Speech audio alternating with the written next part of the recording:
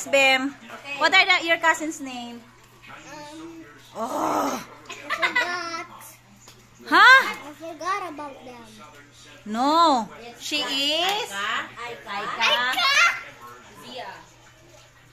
Zia. Not classmate Zia. Cousin Gia. Cousin Zia, not classmate Zia. Ha? Cousin Gia, yan ito yung gawin. Ayan, ito ba na napalaman? Fishing everywhere. Yan na, pag-play na. Marble player. Yay!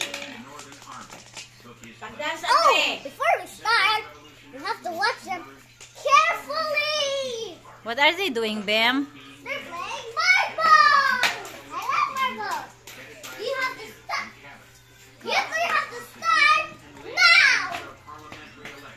Where are you going? Go. Asa na mo, sir? Where are you going?